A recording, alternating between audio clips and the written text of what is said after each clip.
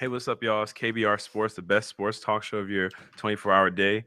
I'm your host, Brendan Abbin, with my co-host to my left, Rashad Pennell, my co-host to my right, Carla Lewis. We bring you KBR Sports this morning. We weren't on this past Tuesday because we were on fall break. So this week we just have one show. For those who are wondering why we weren't on Tuesday, yeah, we just had this show for at least for this week, just for Thursday. But how are you two doing today? I'm chilling. You know how I do when you're here in the building, just chilling. Y'all walked over here so fast. It was like 9:50 when I walked out the crib. This guy. Tight, man. Tight. And it was so hot because Y'all, you know what they say when if you're on time, you're late. He was late. He was late this morning. I've been here since 9:30. Hey, that's good work. Yeah. That's good. So nice hustle. I appreciate that, he, Brendan. he was late. See, if I got here at his time, we'd be starting the show at 10:05. You see this? You see? That's that. Hey, I got look, time on my hands. My roommate kinda, was in the shower. I had to wait. What does that got to do with you? Because it takes me like 30 minutes to get out the crib. Get out the shower. See, y'all, all I hear is unpreparedness. He could have got up earlier and then taken his shower before his roommate. I did get up earlier though. All I hear is excuses. All I hear is excuses. You want to know what time I got up this morning, Khalid? What's that? 5 o'clock. Why? Shoot, me too. I went to bed. I went to bed dumb early. Going to work. 5 o'clock. I woke up at 7. See, the early bird gets to work. See, Khalid, you don't get no food. What you mean? You're not eating. I woke up at 7. You're not eating. That's too early for me. Oh, you're not eating. Ask all successful people what time they wake up. Let them tell you what time they wake up, because everybody would say after even after 8 o'clock is too late. So 7 o'clock you're pushing it. Guess what time high schoolers wake up? Not too late. What time do high schoolers wake up?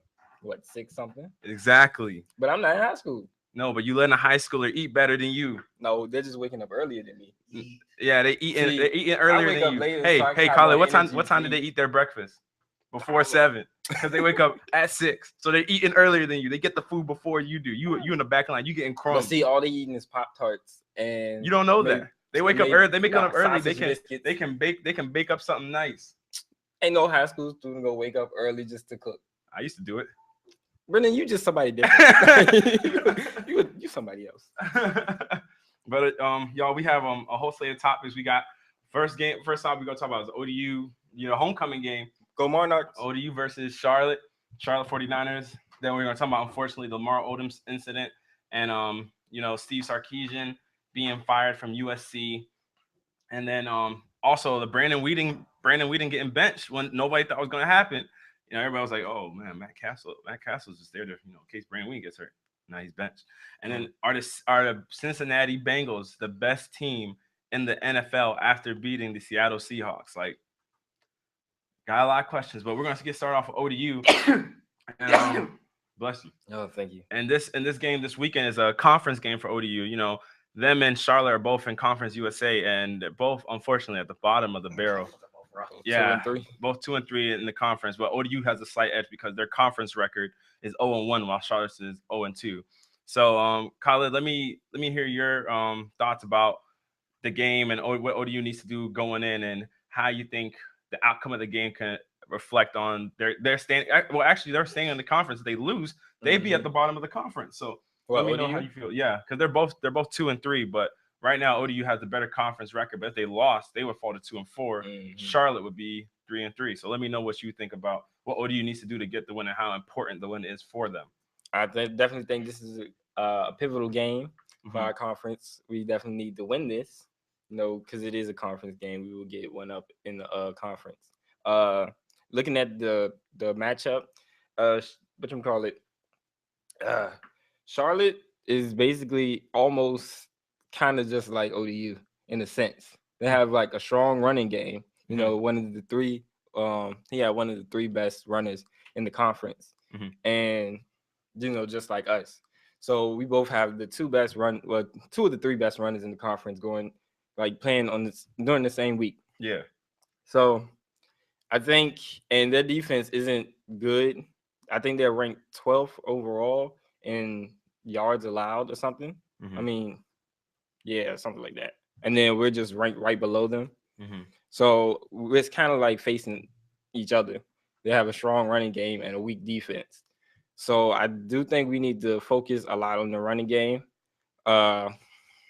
And much like how they'll do us, we got to definitely limit them to definitely a whole lot more less yards, a whole lot more lesser yards Mhm. than they should be getting. If that's like our key point to winning this game. So if you feel like they're like a mirror copy of ODU, then what do you think what's the focal point that ODU has to do in order to stop? Like what focal point on offense do they need to make in order to stop, like, or defensively, what should their keys to victory be as far as stopping Charlotte's offense? Definitely the ground game. Mhm. Focus a lot on that. If they switch it up and try and pass, just stay alert. ODU, we don't have a good defense, so we need to manage what we can do Mhm. so that we can like adjust to their offense, because their offense is similar to ours. So if we look at practicing against our offense, we can kind of like adjust to like their kind of play style. Yeah. All right, Rashad, what do you think? See, basically, OD needs to get back to what they were doing when they won their first 2 games at the beginning of the season. Mhm. That's a strong ground and pound game. Ray Lowry running the ball. Get Schiller Bentley going. We're still looking at him like he's a freshman. He's still, we still expect him to have that Taylor Heineke factor, but it's not really going to happen. But get him better looks. Get him some protection, defensive. Start with the line. You need to get some pressure on the quarterback and on the running back in the backfield. You can't let the running back just keep, especially this running back. You can't let him get to second level, third level on each run. Yeah. Because that's going to be big points. Time off possession. That means less time for ODU to have the ball. More time for them. Mhm. To see both teams, neither team is good. I mean, we it's shown this year that neither team has been a threat in the conference. We're losing by 49. They're losing. They're allowing 73 points per team. So Terrible. both teams is giving up God. basketball scores. So basically, both teams' key points of this week should be defense. Mhm. Both need to stop the run. We need to get our run going like we did the first 2 weeks, where he was top in the nation rushing. We need to basically focus on that. That way, give Schiller Bentley some time. Let him find his receivers, get receivers going, get him going, and progress that way. Yeah. Well, I agree with you, because our defense is just like Horrible. it's bad, man. Like I think the average yards, like you were talking to how many yards they allow per game. I think they allow Charlotte allows about 324 yards per game. And I think Their we defense allowed 333 or something like we that. we allow 394 yards per game, and it's late. like you have to, if you're gonna allow a team to dominate you on the ground game, they're gonna dominate time of possession too. That means your defense stays on the field a lot more, and your offense is gonna get a lot less opportunities. Like last week against Marshall, last week we actually had a good ground and pound game, but most of our losses, if you actually check it, most of ODU's losses, like against NC State, Ray Lowry had 11 carries, he only had 15 yards. That's terrible. That's like 1.8 yards a carry. And then who did we play about 2 weeks ago? I think he had about Appalachian State. yeah, Appalachian State. Yeah, that's right. I think he had about 8 carries for 22 yards. That's not See the problem. See, the reason his numbers decline is because the team gets down too early in the game, and you're forced to pass the ball, and then you're getting 3 and outs quick because you can't move the ball, clock stopping. They get the ball, they put more points on the board. So honestly, that's making our defense look worse than probably what it actually is by having the clock stop several times on incomplete passes, short 3 and outs, quick 3 and outs, not having time of possession, not moving the ball. And that gives the other offense the ball to destroy defense. That's how most defenses are. Like a lot of defenses are better than what they actually are, but because they're on the field so much, they look worse than what they actually are. Yeah. So by us being down early, that means we stop giving the ball to Ray Lowry. We throw the ball more, meaning he losing carries, he's losing productivity, and it's go ahead. It's not even carrying over. Well, see, here's the thing about the summary of the scoring drives from last week when we played Marshall. They only scored 7 points in the first quarter, right? They had 14 in the second quarter. So that means that at halftime it was 14-0. Then they scored again in the third quarter, which I see what your point is. Once you get to the third quarter and they score again and it's 21-0, then you're like, okay, skunk is kind of getting put into play. But I mean, when you're down 14-0, I mean, granted, they ran the ball well against Marshall, so Marshall's not a good example. But And Ray Lowry actually had our only touchdown when we played Marshall, and where he ran 29 times for 160 yards. But it's like against those other teams, I just wonder because I mean, like we lost 49-0 to Appalachian State, and to NC State when we lost. It was just like I feel like they tried to get him the ball, and he just was ineffective. Like he just got stopped entirely. I feel like NC State was like that team that was like, we're gonna sack the boss and force Schuler Bentley to beat us. And I haven't really seen Schuler Bentley turn over the ball terribly until last week, and he threw 2 picks last week. And that man was awful last week. It's 13 of 35. That's so many incomplete passes. So many times the clock stopped. Yeah, and that's so many incomplete passes. And your defense is gonna you're gonna force your defense on the field a whole lot more. And you're tired out. Exactly. Can I say something? Yeah, go ahead. All right, so back to talking about the running game, how it doesn't work. Against Appalachian State when they lost 49-0, it was 7 points in the first quarter, so you still run the ball. 28 in the second quarter to 0. 20-0. So that's where the running game disappears at completely. Can you check the time of possession they had?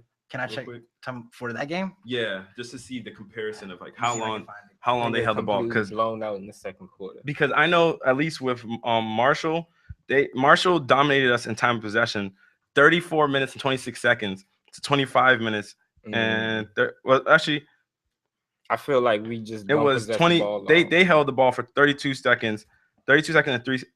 minutes and 3 seconds, while we had the ball for 27 minutes and 57 seconds. So it's like you can see how other teams, and we lose the turnover battle. So that means you're giving the other team more. We have 4 turnovers to Marshall's 2, and 2 of those turnovers were Schuler Bentley's picks. So when you're throwing the ball, when you're just giving the ball away to the other team, you're just inviting them to just keep going at your defense. And I mean, ODU's defense isn't great to start with, but you don't want to keep throwing them into the fire. Like most teams, that's why you build a run game, to mask your defense, so you can dominate the time of possession, or you just dominate through short passes, short yardage gains, so that you chew up clock. So your defense either gets time to rest, or that's just sometimes the tempo of your offense. But when you can't get the ball moving, you're just asking so much of your defense. I mean, we've seen that even in NFL games, or even games like with Ohio State and stuff like that. When Ezekiel Elliott isn't effective, Ohio State's defense is put on display a lot more than they want it to be. Or Alabama's defense when Derrick Henry is getting limited. I mean, Alabama's supposed to have this great Nick Saban defense, but Alabama's hasn't looked like the championship team everybody's thought they should be from years past. And for ODU said you don't have that kind of talent that I mean, obviously we're not even ranked AP 25 or AP 20 top 25, but from the drop off that we've had in talent from our past years, even though we did change conferences, or we did change divisions, from AA up to triple, but it's like you're asking so much of a defense that isn't there. Yeah, that isn't there, and then you're losing like games against teams that everybody was like, oh well, you could have, y'all could have been, like when we lost 49-0 to Appalachian State, like. It's like, dang, like did you Yeah. So Appalachian State's time of possession was 35 minutes and ODU's was 24. But see, basically how it goes, it went from they only had the ball for 5 minutes in the first quarter. Appalachian had it for 10. Then it was, the second quarter was balanced out. That's before they went on their big, 28-0 run. That's when you still could run the ball and stuff. So Ray Lowry was getting going. So then the second half, it was 7 minutes for ODU in the third quarter, and then 3 minutes in the fourth quarter. Are you serious? 3 minutes in the fourth quarter. Yo, that's terrible. That's how you dominate. That's just how you take away dominate time. You know what I mean? Like a team doesn't even get a chance to 3 minutes. Like, bro, that's how much a bench 30 player seconds. plays. That's the hustle, the huddle right there. No bull.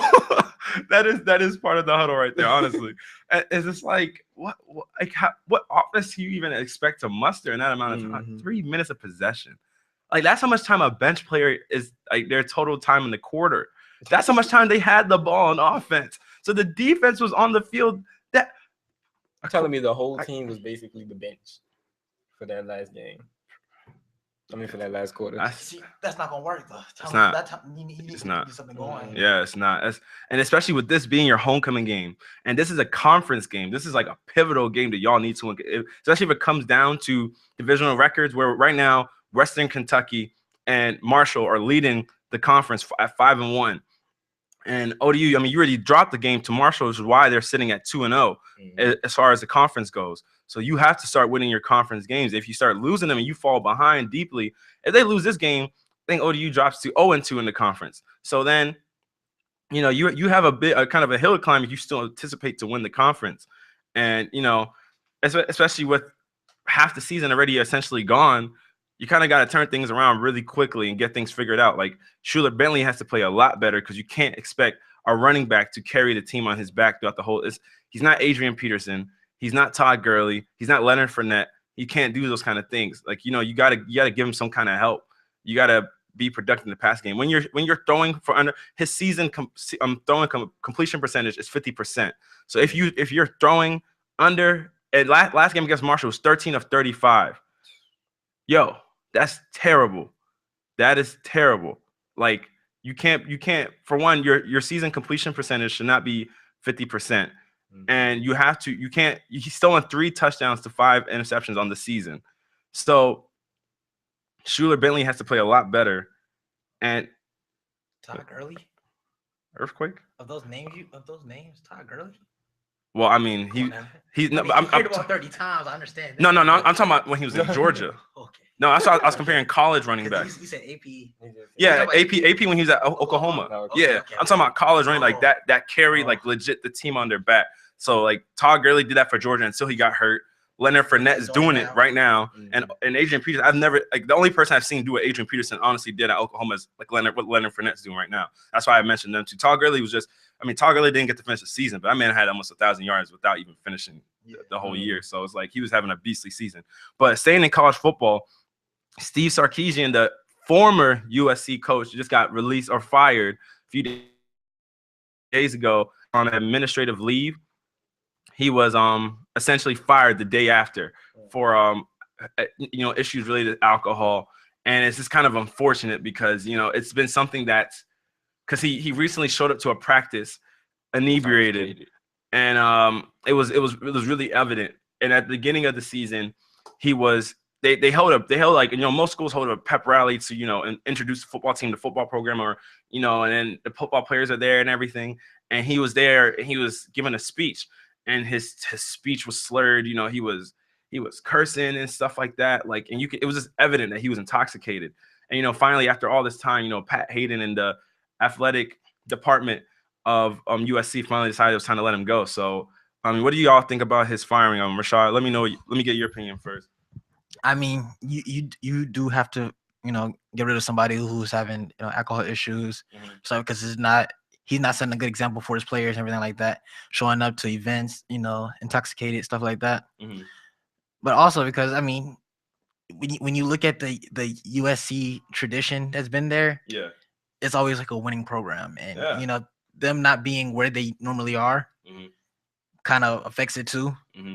But him having alcohol problems is a big problem. But it's for a coaching's job at USC is such high expectancy coming from that person.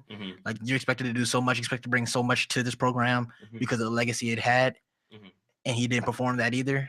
So I mean, his fire was basically inevitable. All right. Khaled, what do you think about him being fired?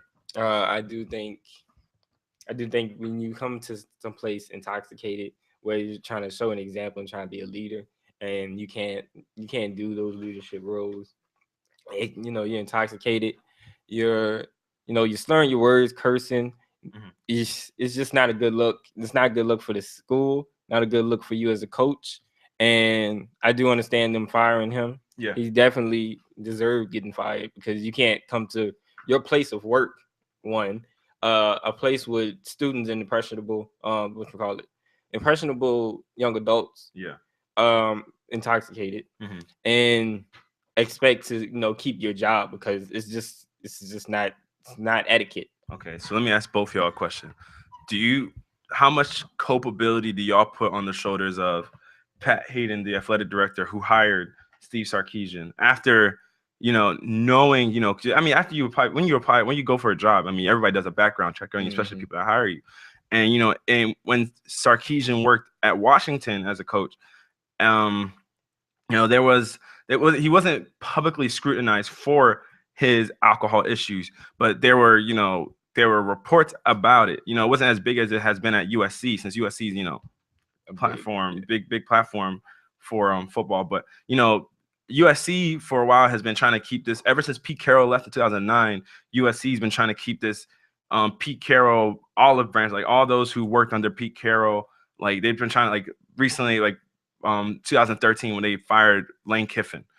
He was a understudy of Pete Carroll. Same thing with Steve Sarkisian. So how much, and Pat Hayden was the one that fired Lane Kiffin. Granted, when they, like, he wasted no time with it either. Like, he fired Lane Kiffin at an airport getting off like the team plane.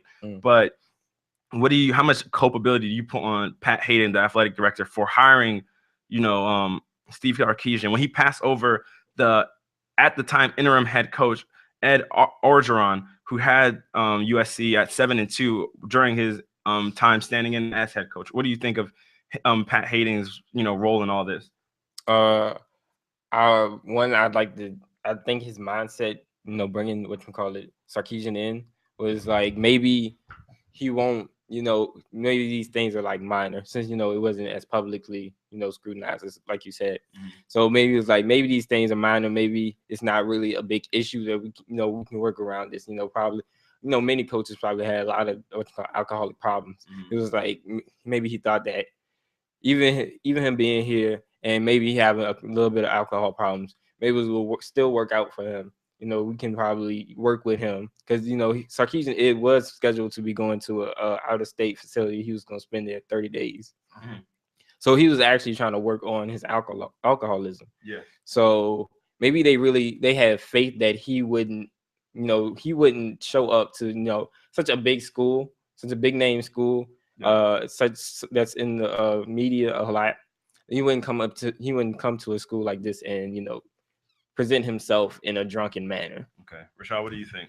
I mean, see, probably because the reason don't let him go earlier than what you did. I mean, you bring him in because you think maybe the alcohol problem is probably dying down. Maybe you don't think it's as serious as it's going to be, and you keep him for the whole season because he won a bowl game.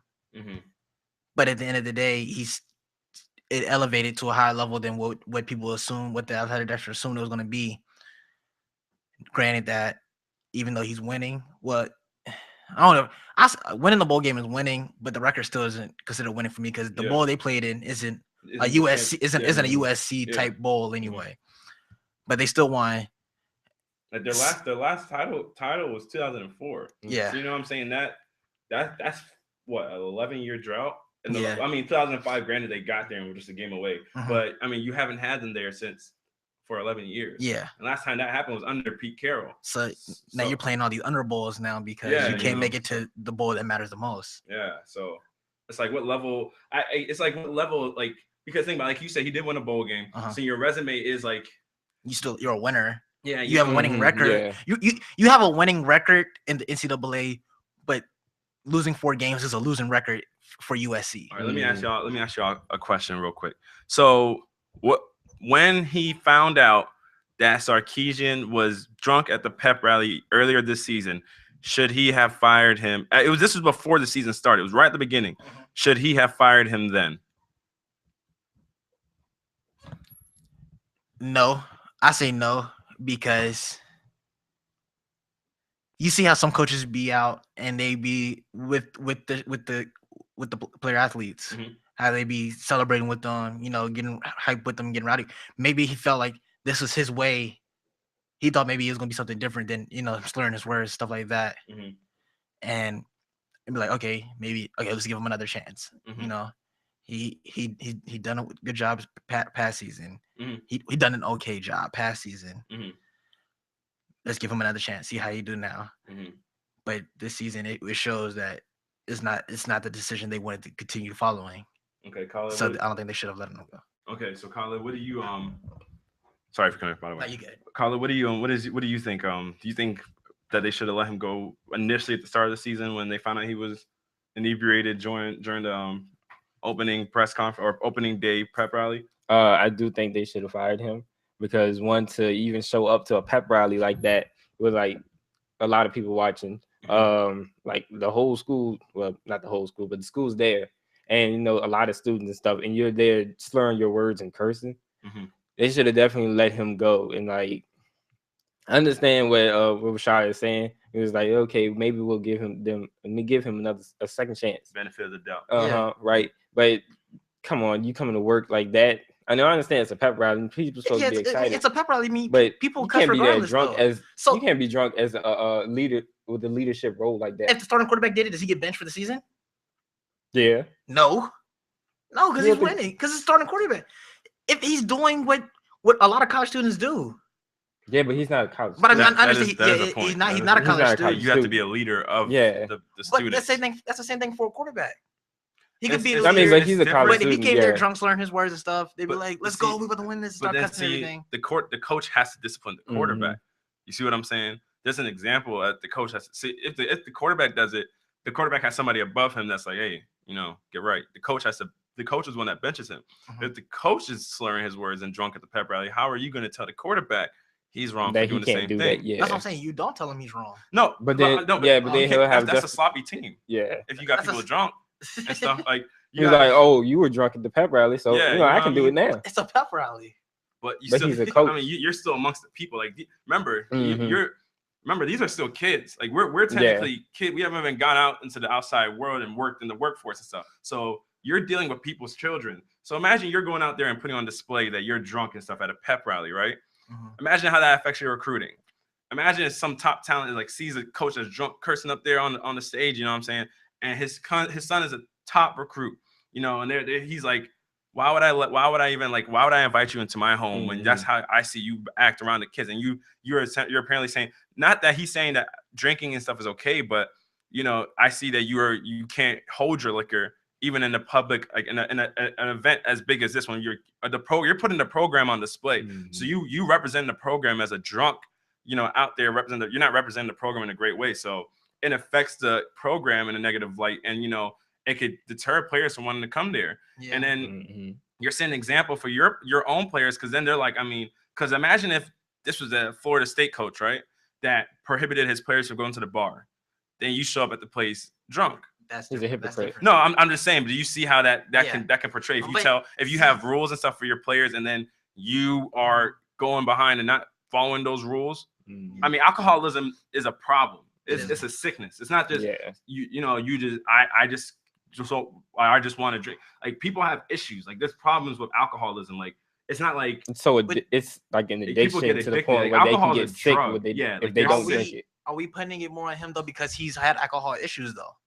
What do you mean? More so than if it was any other. Okay, so let's go back to the Florida incident. Remember the Florida incident with the unsportsmanlike issue when it was nationally broadcasted? He was like cussing his player out. So it's kind of like faded away now. But if that coach had like an issue like the Rutgers coach, and then he went to Florida now, and then that happened, would it be more so on him because he previously done it? Is that why it's a bigger problem? That's why I asked the question: how much culpability does Pat Hayden have? Because if you have a history of it, you know who you're bringing into your program, so you have to do your homework. Yeah. So you know what you're bringing in. I would say Sarkisian has some culpability in it, but Pat Hayden has some too, because you know what you're bringing into your program. So if you know a dude has a history of alcohol-related issues, maybe that's not publicly broadcast like the Rutgers coach or the Florida coach, but you still you go in depth and still do your research of who you're bringing in. You know what I'm saying? They have a lot of resources at their availability that us as the media might not have to know about these coaches when they bring them in. Yeah. So, but then we even find this stuff out after all this happened, that he had issues at Washington. So you know this stuff and you still bring the guy in. I mean, granted, apparently they're friends. So some people could look at it as, he's doing his friend a favor when other places might not have hired him. And then also because they're trying to keep the Pete Carroll family branch in there, or, Pete Carroll's like underlings in there kind of sort of thing. So it's like, I put a lot of it on Pat Hayden. And then I wonder if, do you think Pat Hayden should be included in the next coaching hirings? Because, I mean, he botched this one sort of. But, I mean, the coach still – I don't want to say he botched it because the coach still – they haven't won, though. They haven't won a national championship. They watched the Washington this past week, 17-12, and they were projected number 8. Yeah. and the AP rankings. Now they've fallen out of the rankings. They have. So but it's like, I mean, it's hard when you're a team like that and you lose early because you drop tremendously. remember how everybody was projecting them from the talent they had, Yeah. how well they're going to be, and then he's coming to practices drunk, and you hired this dude over Ed Orgeron, who had a 7-2 record at the time you hired him, and then he quit because he was like, you hired him over me, and I've led this team to 7 wins with only 2 losses, and you hired Steve Sarkisian over him. So it's like, and they're apparently friends. So it's like, was he really deserving of the job? I mean, you already had Ed there who was winning. Yeah. So you hired Steve over him. Look at, I don't know. It's looking bad on him. Yeah, it don't look good on Pat. But staying in the realm of, we're going to basketball now and discuss another person who unfortunately has had issues. Lamar Odom recently was hospitalized because he was found in a Nevada brothel and he was irresponsive when somebody found him in there and they dialed 911. And apparently and he had to be driven to the hospital because they tried to airlift him there, but apparently he was too tall for the helicopter. So he's in critical condition as it stands right now. And I've seen like multiple reports that apparently he had some kind of herbal Viagra in his system, and that he might have had traces of cocaine in his system, but it hasn't been fully confirmed yet. But the herbal Viagra is the cocaine is still up to speculation. But I guess it's just been a downward spiral like for like years, like past couple years. Yeah. So what do y'all think about this whole thing that's been going on with Lamar Odom and his current health? Like, what do you? Let me start with you, Colin. Like, how do you feel about it, and what do you think about Lamar Odom as a person and player? I do think Lamar Odom does. He's a good person. Well, not. He's a good person. Well, good basketball player in a sense. He definitely number 4 pick. He was number 4 pick. Yeah, he's a good basketball player. So to see, and that he has like a whole lot of like relationships around the league. A lot of people wished him to get well and stuff like that. So he's definitely such a good person apparently.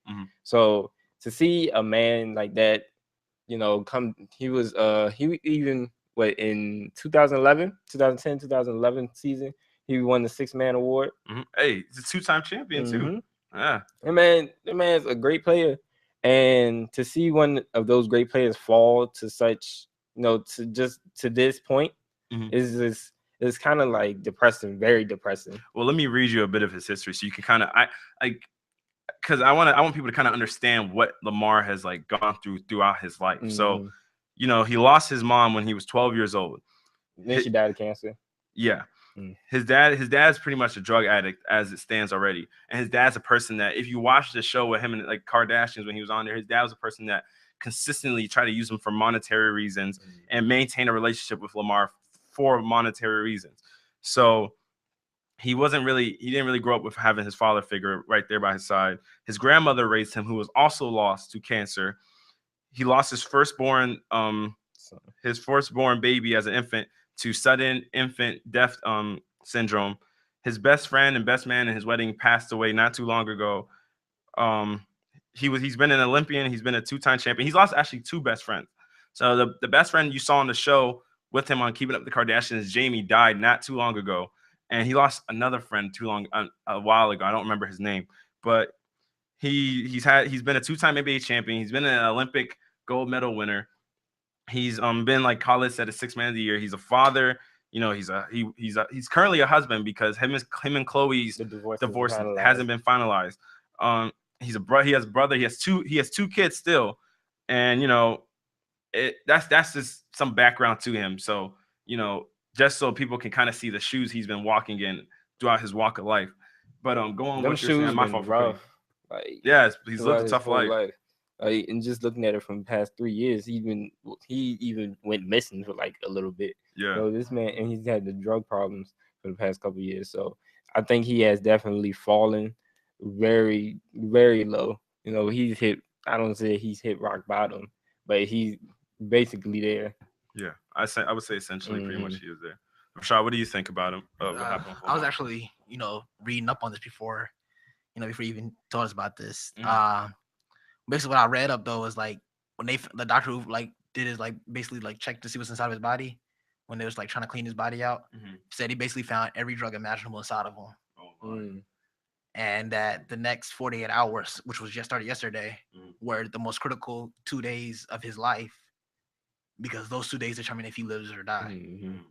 So basically, that's a little bit what I read up on about it, and it's sad somebody like this, this happened to him when the person who owns the Bethels basically said that he went there, to have a good time. He came there, he had people bring him, champagne bottles and everything like that. He had a VIP room. He said you're sleeping well, you're doing everything well. And then all of a sudden he said he do like every other celebrity do. They go and they just disappear. Mm-hmm. So, he didn't really worry about it, because it's just like a celebrity. They come there, they go to their room and don't really come out. They stay in their rooms. That's why when they found him, no one, like, it was so dramatic. He's probably been there for a while. Yeah. Mm-hmm. Because nobody goes to check on him because it's like a celebrity thing. Yeah. So yeah, it's sad that he's fighting for his life right now. And I actually heard that Kobe's injury, that he actually faked that. I also heard reports that he faked that to go see Lamar. Oh, really? Yeah. Yeah, he did say Kobe was by the hospital side. Yeah, he faked his injury He so he gets, can finish in the the game. hospital. That's why it's only day to day, Mm-hmm. because he actually didn't really get hurt. But he found out about Lamar and went to go see him. That's what I heard. I can't, It's not confirmed. yeah, it's not confirmed. I can't verify that source. Yeah. But I also heard that. So it makes an impact when, teammates go to see you, teammates or even other players in the league are, wishing you well, having prayers for you and everything like that. Mm-hmm. But right now, this next day is like the doctor said, is very critical for his life if he lives or survives. Yeah, it's sad because, like, this is a statement from Magic Johnson on his Twitter page. He said, what most people don't realize about Lamar Odom is that he's a better person than he is a basketball player. Every year Lamar Odom was with the Lakers, he would buy the rookies their first 2 to 3 custom suits. That's the type of guy he is. And me and Rashad are both Laker fans. So we've been following the franchise that he's played for years. And I would say that, and as Lamar's time with the Lakers, from what we could see watching them on TV and everything like that, what I always saw was somebody that was fun and loving, joking. He loved his candy. Everybody knew, like, the way Marshawn Lynch loved Skittles. Everybody knew Lamar Odom loved, like, Twizzlers and stuff like that. Like, he just loved candy and stuff. When you saw his crib, whatever, you see his closet, whatever, his wardrobe. Like, I'm just gonna say wardrobe, but it's What is that? Little room you keep your snacks at. Yeah, like your Why can't I think of the word? I can't. But it's full of like candy and pantry. Yeah, it's pantry. Yeah, full of like candy and stuff. You just open them like, yeah, this is my diet right here. Yeah, and it's like, and it's just crazy because you just see the kind of dude he was. Like, he was the guy that you want to hang out with amongst your friends. So yeah, dude, like he was that friend that everybody was always like, man, when's LO getting here? Like, when's Lamar getting here? And then just to hear that this happened, and the crazy thing is, it's like, I know that the Lakers would not have won the 2 championships that without Lamar Odom. He was such a big player coming off the bench, but I feel like remember when we almost tried it, when Lamar Odom was technically traded to the Hornets for Chris Paul. I feel like from that moment is where that's when everything downward spark. His play dropped off and everything. He loved being a Los Angeles Laker. Yeah. So his play dropped off and everything. Then the Lakers let him go. And then he leaves and goes and he gets picked up by Dallas. And everybody even knew his time in Dallas. Everybody thought he was going to be productive in Dallas. Sometimes he had games that he looked like, he was an old Lamar Odom. But then, you saw games where he was just a body out there on the court. Like, he was just a player that you just had to say you had 5 on the court. And so when he had no interest in playing in Dallas. And from that point on, like, and if you watch the show with him and Chloe, you just saw like the minute they left Los Angeles, you saw the issues just escalate to another level in his life because he loved Los Angeles. I mean, granted, Los Angeles has so many temptations and there's so much at your fingertips that you can fall into. He loved Los Angeles. Like, Los Angeles was his spot. He loved, and maybe not even Los Angeles, being a part of the Lakers. I mean, Lakers, like, just being in that environment. Yeah, like, the Laker lore is serious. Like, it's real. Like, and people get hooked on it. And he loved being a part of the Lakers. And when he left, he found something to replace that addiction. And he found it through drugs and stuff. And while you don't ever want to judge somebody because you don't know the struggle somebody's going through. you don't know, because like I read right at the beginning of this segment, like I said, some of the stuff that he's went through. That's the stuff that's been known publicly. Imagine what he's gone through within his marriage with Chloe, within his stuff with his father. Like, nobody knows.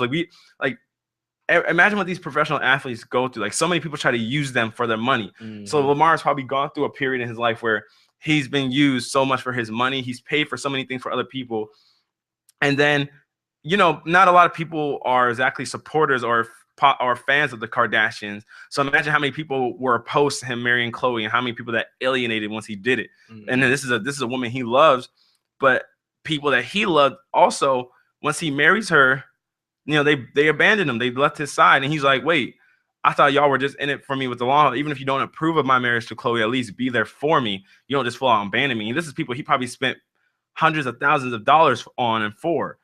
And, then they just leave him. So it's like, I know me personally, I would be heartbroken. Mm-hmm. So imagine somebody like Lamar, who's, gone through so much stuff in his life.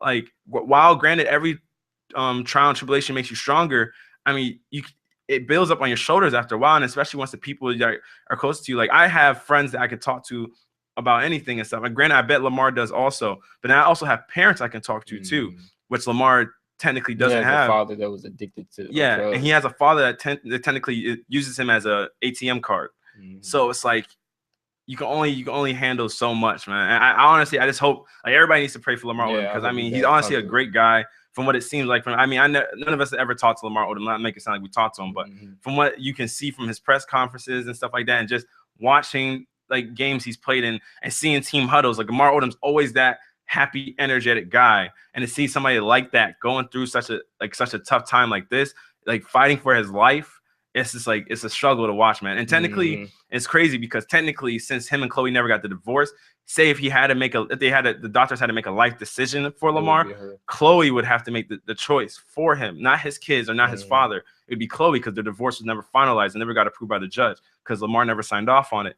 So Chloe would have to make that decision for his life. So everybody's going through a tough time for him, or that's involved with him is going through a tough time. But moving on to a happier and funnier note, going to the NFL, just past week, Brandon Weeden got benched. I don't know if it's happy now.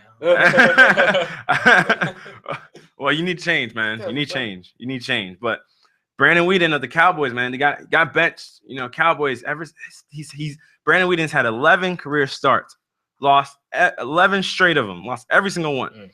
And at this point, the Cowboys are just looking for something to change. Like they're even talking about changing like their starting running back from Joseph Randle to a dude they just signed in the offseason. So it's like they're just looking for whatever option it is that can get their team going to get wins, because right now the Giants are leading the division because they've come from being at the bottom of the division to come and take the lead, and now the Cowboys are like, man, we can't, like, we just need to at least hold on to at least till Tony Romo and Des Bryant come back to hold on to that point. So since Rashad is the resident Cowboy fan, we're gonna hear his thoughts on it. Because we're gonna hear how he feels about Matt Castle starting. And granted, Matt Castle ain't no scrub now. Matt Castle, granted his best years were like years ago, when Tom Brady went down after the nearly perfect season. Matt Castle at the Patriots too.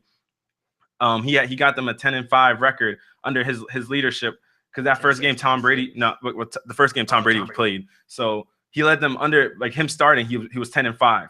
And he tied with the Jets for the division championship, but the Jets won the tiebreaker, so they went on to play in the playoffs. So Matt Castle's not no scrub, but his time in Kansas City, he did have one good season, but then a lot of things have played into it, where the injuries to Jamal Charles, so many things have played into it why his teams haven't been productive. But now he's here with Dallas, so let's see what Rashad has to say and his feelings about it. It was a long sigh. It was a long sigh. We dropped 3. Quick. Happened out of nowhere. Out of nowhere. When, me, I was here on the show saying, we're good. We're good. We got the running game going, which we actually kind of did for a little bit. But then Joseph Randle. Oh. What happened to you, man? What happened? Jerry McFadden, you're looking like those Oakland Raider days. Even though you got a line, you still look like those Raider days. Yeah, that last Dunbar injury, biggest injury we had this season. You think it was the biggest I one? think. Well, no. Biggest long-term injury. Since I think I get what you're saying. You're saying biggest injury since Tony Romo and Des Bryant went out. Okay. Because without Lance Dunbar, our passing game is pitiful now. Yeah. He all the yards Brandon Williams having came from Lance Dunbar. Mm-hmm. He was basically a receiver out there. Yeah, man. It's time. Even though it's time to bench him, but why it's like a death sentence? Like it's time. See, oh gosh, Brandon Williams hasn't been actually playing bad, but he hasn't been playing good. Has he? He hasn't scored, has he? No, he has scored. Yeah, okay. he's still not scoring. I think last game he didn't. Yeah, have he a didn't touchdown. score, Nah. Yeah, they had 2 field goals. Yeah. Yeah, he's not. It was against the Patriots. Yeah, he's not playing bad, but he's not playing good either. He's playing more bad than he is good. I don't know if that even sounds right, but he plays good in bursts. Yeah, it's like he plays. Good he's in not a productive quarterback. Like even my dad be like, yo, he's awful. Get him out of here. Get him out of here. He's the worst quarterback ever. I'm like, I mean, Matt. Yeah, he's very passionate. Matt Castle actually has a decent record. You know, after he left the Patriots, he didn't have any weapons. He went to Kansas City, right? Yeah. He didn't have any weapons really. And as we see, he doesn't have the talent level of a Alex Smith to do what Alex Smith's doing. Yeah. So game manager extraordinaire. Exactly. So having Matt Castle actually start here in an offense that gives him some kind of weapon, it gives him a Terrence Williams, gives him a Cole Beasley, and it gives him a Jason Witten. Mm-hmm. Even though you still lost Lance Dunbar, you still have okay weapons. You still have okay passing weapons until Des Bryant comes back. And then I think Matt Castle will be all right actually when Des gets here because that'll open up a lot more of a field for him. But it's just surviving these games without Tony Romo and Des Bryant right now. And actually with Christine Michael actually possibly starting, giving us a bigger back, it might bring back that DeMarco Murray factor that we had last season with the ground and pound constant running. Can only hope. Yeah, can only hope. Because, I mean, there's no way he's going to run like a DeMarco Murray did. And I mean, because DeMarco Murray's starting running back. Yeah. And, you know, Christine Michael's been a backup everywhere he's been. You've been in Seattle and been here. He's been a backup. But if you look at the running backs that he's been behind Marshawn Lynch. And then if DeMarco Murray would have been here, he would have been behind a DeMarco Murray. But he was behind a Joseph Randle, who actually was productive last season, running for 6 yards a carry. Yeah. So we'll see actually what he can do here in Dallas with the line there, with him being a downhill runner, with he using his size and just going straight through it. He's not a person gonna juke anybody. He's just gonna run through them. Hopefully, you know, get those falling forward 3 extra yards. All right, let me get to Khaled real quick. So Khaled, let me. What do you think about Brandon Whedon being benched now? Even though he's upset, it was necessary because Brandon Whedon hasn't been getting them wins. You know, with Tony Romo out, they want to still win, even though they don't got their star quarterback. I hope everybody want to win, man. Yeah, of course. Yeah, man. Yeah, but you know, he ain't been getting them wins he hasn't been as productive, like Rashad said, on the offense. So, and I do feel like Matt Castle will be more productive with his history of wins and stuff like that. Well, the Cowboys' reason for not starting Matt Castle in last game and the game before is because they said he didn't know his stuff. Yeah, he wasn't acclimated to the offense. So maybe they were just buying Brandon time. Whedon is more comfortable with the offense, but he ain't been showing like he can win with it. You see what I'm saying? Well, I mean, the Dallas Cowboys. I honestly like I really feel for them because it's like everywhere you turn, it's like somebody's hurt. Some big person, like it's like where they need the help the most. Like, watch, the next person is gonna knock on wood, God forbid, Jason Witten, or watch the center. The center will be the one to go. Like, it'll be something. Like, it's always just something. Technically, Jason Witten was already hurt. He played on a 2 sprained knees and a sprained ankle in one game. He just toughed through it. Yeah, it's just like they just can't. Like, nobody just can stay healthy for Dallas, and it's like the Giants are just looking at them like, well, we're just gonna take this division and run away. You know, you have to, because I still completely believe what Skip said. Basically, when Tony Romo and Des Bryant come back, if the division is close, we're taking it. Well, yeah, I mean, if it's close, y'all are only 1 game back. Yeah, right now in the division, and y'all. It's already been 4 weeks. Did the Giants beat the Eagles, right? Yeah, they did. Yeah. So Y'all are. But the y'all beat Y'all beat they beat the we Giants. and we beat the Eagles. So Y'all don't y'all play? got Who do y'all play this week? Don't y'all play the the Giants? We y'all got a bye week this week, and we play the Giants the week after. Because there's a divisional game in that division, isn't there? The Giants. We play the Giants again. No, but I'm talking about this weekend. Oh, this weekend? What are you talking about? Is it the Redskins and the Eagles? Is it the Redskins and Eagles? Hold on. Let me see. No, it's the Eagles and the Giants. They play on Monday Night Football. Oh, Ooh. So the Eagles and the Giants play, and both teams are the Eagles are 2-3, and Giants are 3-2. So if I don't know who you would root for in that situation, but I guess you would root for the Eagles. So I root for the Eagles. So the Giants fall to 3-3, and the Eagles would go to 3-3, so that they would be tied in the division essentially. But they wouldn't have as many divisional wins. Yeah, and then the Cowboys are still just remain one game back since they're on the bye week. Mm-hmm. So it's like you guys just gotta sit there, just wait. So we need the Eagles to win this week, and we need to beat the Giants. Mm-hmm. If we beat the Giants, if y'all beat the Giants, and if we beat the Giants and we tie them at the end of the season, we would get we would get the playoff berth over them. Depending on who had the better record. No, I'm saying if we tied them. Are you talking about in the division? In the division. Yeah. And you had a better record. They will win because they beat the Giants if twice. both us and the Giants both tie for first place, since we beat them twice, we would get the. I wasn't getting. I thought you were saying if you tie them in division record and in conference record, or division record and in overall season record. So I thought you were saying overall season, and we beat them in the conference this game. If we beat them this week or next week, and we have the same record after our 16 games, we will make the playoffs. Yes, which is why we need to win as many division games as possible. But that's if they don't beat you. That's if they don't beat y'all week 7. Y'all better be praying for the Eagles to get something going. Yeah. The Eagles look like pathetic. They are not together. They're getting a little better.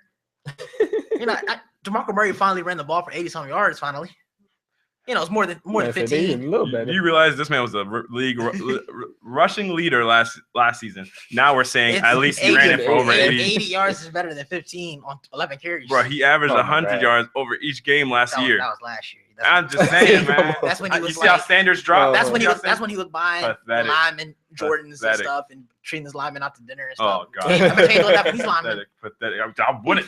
They need to buy me stuff, right? All the injuries he's getting. Pull a hamstring, you don't even get to the second level of the backfield. You don't even get out the backfield. I didn't even see where he pulled his hamstring. Like, yeah, you know what I'm saying? Like, I didn't even see it. He was on the sideline the whole game. When was the opportunity for injury to occur? Running in the locker room. Running to the locker room. On to the next subject. He just took shots at his man. Former running back of the Cowboys. He just took a shot at him. Former. Okay, I feel you. The former is strong. That's why loyal, not loyal. He doesn't have an Oakland Raider career now. Oh my god. I call it. We're going. The Cincinnati Bengals are currently sitting at the top of the AFC North, above his Steelers at 5-0. And it's a worthy question because they're funny enough, none of the undefeated teams lost this weekend. So the Patriots had a bye week. Yeah. No, the Patriots played past week. Did they? Played the Cowboys. Yeah, we lost. Yeah. So no, their bye week was 2 weeks ago. Okay. But that's why they so. Is it a worthy question to say the Bengals could possibly be the best team in the NFL? Nope. Nah. Way too early. So it's a worthy question, but give me y'all perspectives then. Y'all can just go at it. Just say what y'all gonna say. You already know who the best team in the league is, and it still is Arizona Cardinals.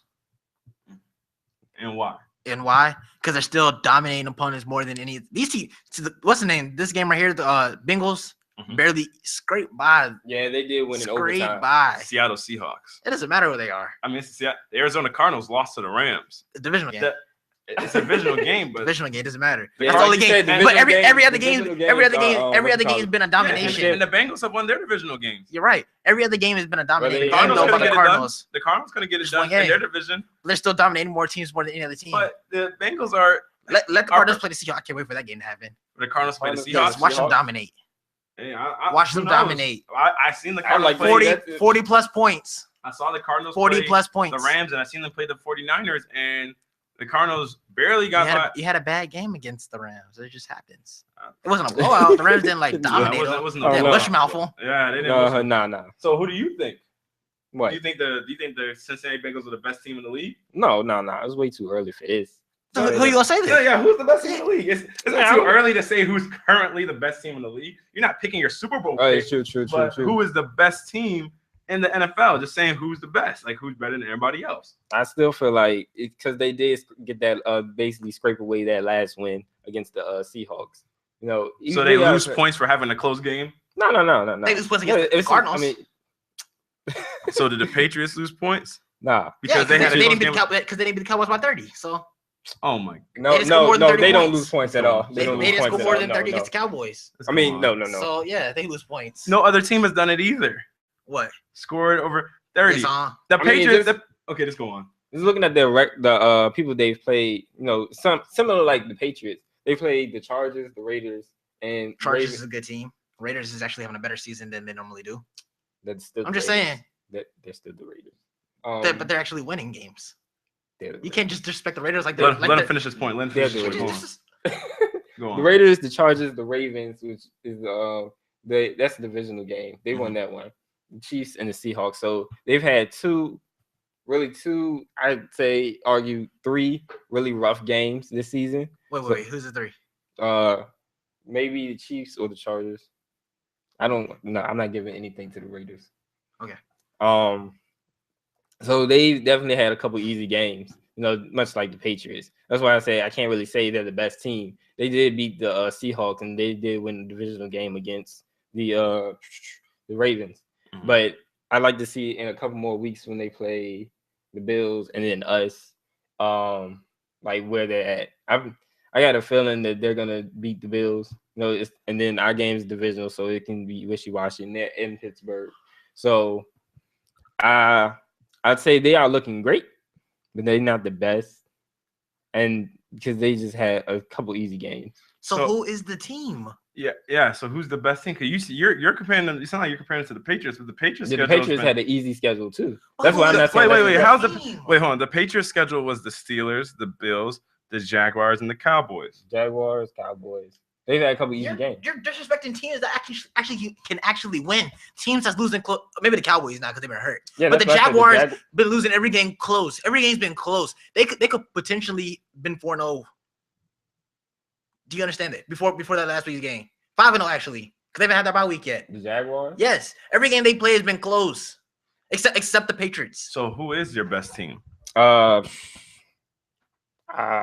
That's tough to say right now. It's not tough to say. You got the best team right now. That's what I'm trying to think about it right now. Well, of all the undefeated teams, there's the Falcons. Mm-hmm. Your team doesn't have to be undefeated. Like he's picked the Falcons. He's picked the Cardinals. You got the Falcons. You got Green Bay. Mm-hmm. You got the Patriots. You got the Broncos. You got the Bengals. There's another one I'm missing. There's another undefeated team. There was 6. I think there were 6. No. Falcons, Patriots, Broncos. It's hard to say them and remember them. Packers, Bengals. Maybe that's it. Okay. Out of those 5, I would say I want to veer towards more the Packers. The Panthers. The Panthers. That's it. Thank undefeated? You. Yeah, the Panthers undefeated. I was trying to remember so hard. I was like, yes, because I was like, who is it? I haven't seen Cam Newton forever, but yeah. I would give it to the Packers because Aaron Rodgers is just that presence that just makes the team look even amazing. After the Rams forced them into 3 turnovers. Exactly. I mean, at Lambeau Field. At Lambeau. Rams picked them off twice. He's so great that he haven't thrown interception since 2012 or something like that? 2012, yeah. You say he's that he great. He threw 3. He's no. What? Hold on. That's the thing is, the Packers still doing a great job. Bengals doing a great job too. That's why I said it's still wishy-washy because they had a couple of them had the easy games. And even the Packers still won over the Rams. I can't hold. You can't say an easy game because at the end of the day, these are our NFL teams. NFL players that always the best of the college world. Granted, there are some like we know that when the Patriots play the Broncos, when the Patriots play the the Packers, it's a tougher game. Yeah. But any team can win any given day. My fault. Any given day. So it's like. We can't just. I mean, if you're perfect, if you're perfect, you displayed a level of consistency. I'd say more favorable in that the game is more in their favor. How about that? Okay. So you're saying that that's your case against the Patriots? Yeah. For being the best team. Mm-hmm. Well, Okay, go on. And your reasons for picking the Packers were because they have a couple more not closer games, but let me check the schedule. The Packers have had, even that close loss against the Rams. Well, I'll tell you the Packers. This has been the Packers schedule so far. The Packers just beat the Rams. They just beat the Rams. They played the 49ers. Seahawks, 49ers, and the Chiefs. They played the Chiefs and they played the Seahawks. And they played the Bears. Close. So if you what games in that are you considering to be the tough games? Seahawks, they didn't have Cam Chancellor. That's still Seahawks though. The Bears, and the Chiefs maybe. So you think the Bears, a team that hasn't made the playoffs. Yeah. That's why I was like, then how are you picking the Packers? Because I just feel like they're because that's the same case I can make for Tom Brady, and their defense is better somewhat better than the Packers. Yeah. So, I mean, he's picked the Cardinals, even though the Cardinals lost. Mm-hmm. But he's picking the Cardinals. He feels like they're better overall. So I'm just saying, like, if you're talking about I don't put as much as who they played against, as much as just what I see that level of excellence the team puts on, like, which is what the Cardinals is doing. If it's the level of excellence, Cardinals and the Packers are both it's going to definitely be the Patriots. Yeah. Like, here's the rankings from offensively. The Cincinnati Bengals are ranked 4th in total yard or passing yards on offense, and total yards they're ranked 1st above, and your Cardinals are 5th. And total rushing yards and offensive rushing yards they're 7th, and Arizona is 2nd. So as far as offensive points, the Cardinals are 1st. The Cincinnati Bengals are 4th. And in defense, and total yards in defense, their defense is 22nd. So it's like, yeah. And let's see, for Green Bay's ranked 5th in total points, if you're talking about them. Rushing yards, they're ranked 5th. Total yards, Green Bay is ranked 9th. And in passing yards, Green Bay doesn't even make the top 10. So, and Arizona's 10th. So. Wait, they're 10th? He's 10th in passing yards? Arizona? Yeah. Oh. Yeah. So. Well, you got a balanced attack. But you got gunslinger Phillip Rivers out here throwing the ball all over the field. And Arizona's defense is ranked 13th in total yardage also.